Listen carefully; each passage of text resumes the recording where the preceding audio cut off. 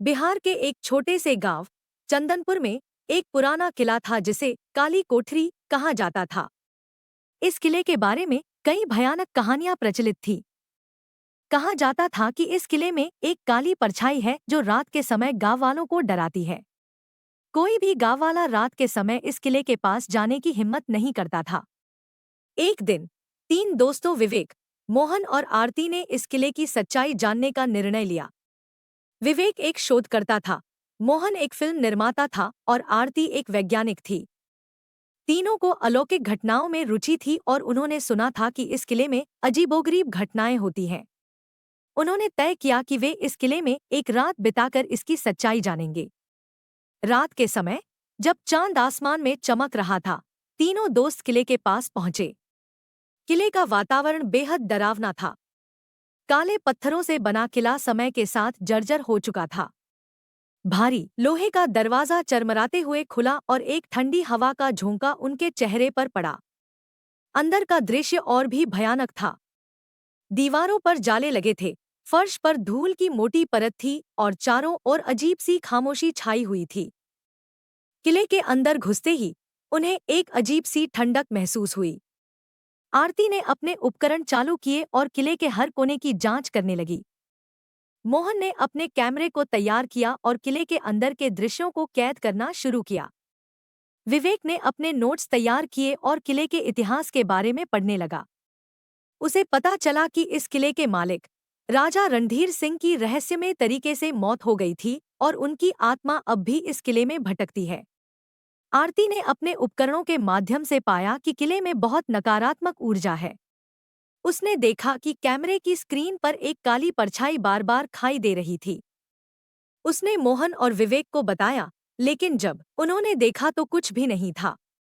विवेक ने इसे उनकी कल्पना समझा और उन्होंने अपनी खोज जारी रखी। अचानक किले के एक कमरे से अजीब सी आवाजें आने लगी। वे तीनों उस कमरे की ओर बढ़े और देखा कि वहां एक पुराना आईना था। आईने में एक काली परछाई दिख रही थी, जो धीरे धीरे स्पष्ट होने लगी। यह परछाई एक आदमी की थी, जो किले के अंदर ही कहीं घूम रहा था। विवेक ने उस परछाई से बात करने की कोशिश की, लेकिन उसे कोई जवाब नहीं मिला। आरती ने देखा कि कैमरे की स्क्रीन पर वह आदमी की परछाई बार बार दिखाई दे रही थी। अचानक कमरे की दीवारों पर खून के निशान उभरने लगे। विवेक ने घबराकर कहा, यह तो राजा रणधीर सिंह की आत्मा है। आरती ने तुरंत अपने उपकरणों से संकेत लिए और पाया कि किले में नकारात्मक ऊर्जा बहुत ही तीव्र थी। तीनों ने मिलकर राजा रणधीर सिंह की आत्मा से संपर्क करने की कोशिश की। उन्होंने एक पुरानी पुस्तक में से आत्माओं को बुलाने का मंत्र पढ़ा।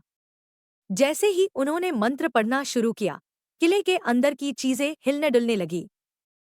अचानक एक तेज रोशनी से कमरा भर गया और राजा रणधीर सिंह की आत्मा उनके सामने प्रकट हुई। उसने अपनी दर्दनाक कहानी सुनाई। राजा रणधीर सिंह ने बताया कि उनकी हत्या उनके ही एक विश्वासपात्र ने संपत्ति के लालच में की थी और उन्हें भी उसी रात मार दिया गया था। उनकी आत्मा को शांति नहीं मिली थी क्योंकि उनके हत्यारे अब तक सजा से बच रहे थे। राजा रणधीर सिंह ने विवेक, मोहन और आरती से विनती की कि वे उनके हत्यारे को न्याय दिलाएं ताकि उनकी आत्मा को शांति मिल सके। विवेक, मोहन और आरती ने मिलकर राजा रणधीर सिंह की कहानी को सच्चाई के साथ उजागर करने का निर्णय लिया।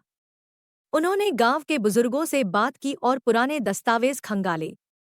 धीरे धीरे उन्हें सच्चाई का पता चला कि राजा रणधीर सिंह की हत्या उनके ही विश्वासपात्र ने संपत्ति के लालच में की थी। उन्होंने इन सबूतों को इकट्ठा कर पुलिस को सौंपा। पुलिस ने तहकीकात के बाद विश्वासपात्र को गिरफ्तार कर लिया। अदालत में विश्वासपात्र का अपराध साबित हुआ और उसे सजा मिली। राजा रणधीर सिंह की आत्मा को आखिरकार शांति मिली और किले का भूतिया माहौल भी समाप्त हो गया। किले में अब कोई अलौकिक गतिविधि नहीं होती थी और गांव के लोग अब उसे शापित नहीं मानते थे। विवेक, मोहन और आरती ने इस घटना को एक किताब और डॉक्यूमेंट्री के रूप में प्रस्तुत किया, जिसे लोगों ने बहुत सराहा। उनकी बहादुरी और सत्य की खोज ने उन्हें प्रसिद्धि दिलाई।